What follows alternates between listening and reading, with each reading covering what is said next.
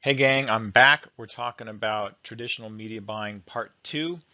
So this is going to focus, this is a short lecture, and this is going to focus, give you a chance to recover from the last lecture, which is quite long. But this is going to talk about media schedules with a little more detail. So as marketers, you should be able to read and ideally create a media schedule and understand some of the different scheduling options for media vehicles on that schedule. Now we're putting together a schedule. There's a lot of factors to consider. There's the market that you're in, the media that you want to use, what type of methodology are you going to use to evaluate that media choice? Are you looking for awareness or are you looking for actual sales? How much money do you have? And what type of advertising material do you have to use? You know, the mechanics of the actual message units that you're placing. So let's talk about the media schedule piece. Media buying has gotten much more complicated. There's a lot of competing choices. They never take another media vehicle away. They just add another one on top of it. So it's getting more and more expensive. It's very complex to evaluate all these different media choices. Audiences are getting more and more fragmented. I watch this kind of media. This person over here watches this kind of media. So we're becoming more polarized as a nation in the media that we consume, which is making it more difficult for advertisers to try to reach everybody. And that combined with more media options has made the media buying process quite complex. This slide gives you a visual of some of the different, more common ways of scheduling media: continuous, flighting, and pulsing. So continuous just means you run your ads all the way along for a straight block of time, and it's the same each week, if you will. So, you know, here we see you're running an ad at 100 gross rating points per week for 12 weeks straight. You might do this when you're building up for an event you want people to be aware of, or if you're moving into a new market. You might want to run a continuous campaign, or you've launched a new product and you want to get sales in, especially if you have franchise or retailer locations that are counting on that advertising to drive traffic to their locations. A continuous schedule would be warranted. But it's expensive to continue to run each week, and you do burn out your audience.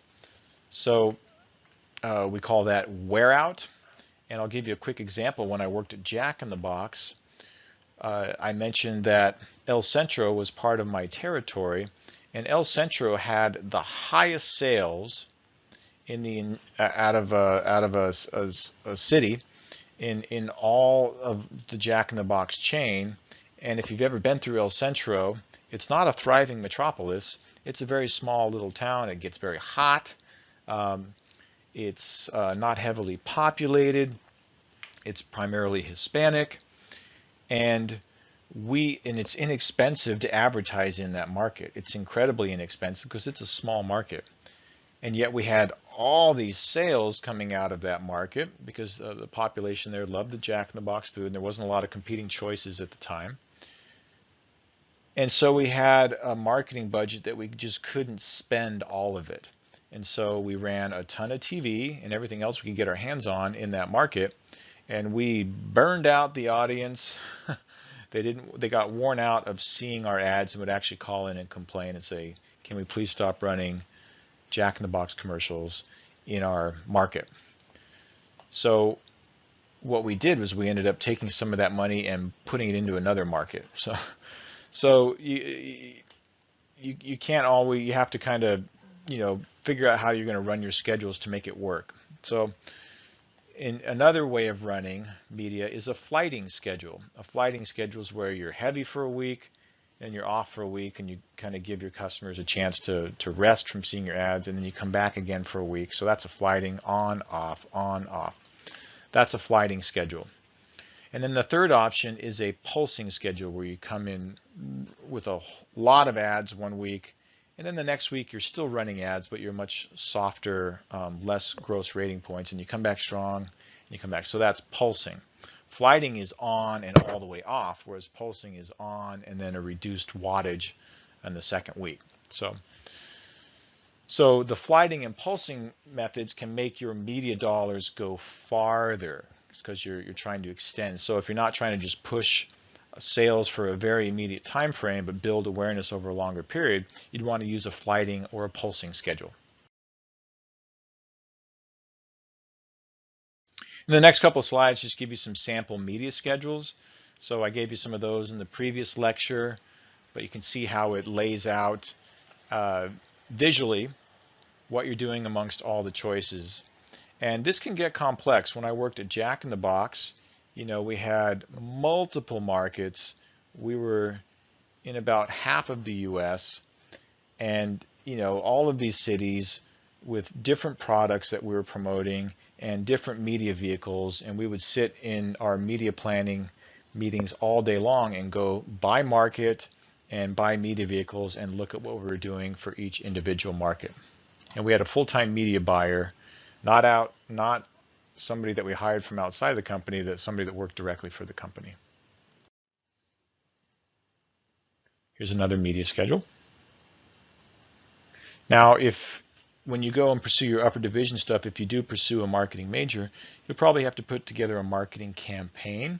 And part of your marketing campaign would be to put together a proposed media schedule for the product or service that you're going to market. And this is what they look like. So short lecture here, and this is a top line on your discussion and assignment for this week. You can also, the lecture slides are a little bit redundant from some of the stuff that's just in the straight videos of me talking without any lecture slides. So whichever format you prefer to gather this information. And then for this week's content, you also have a fair number of handouts. So you'll need to get those documents, and you're going to do some work through those handout pieces, and that'll help you with the assignments. All right. Thanks for listening. Bye-bye.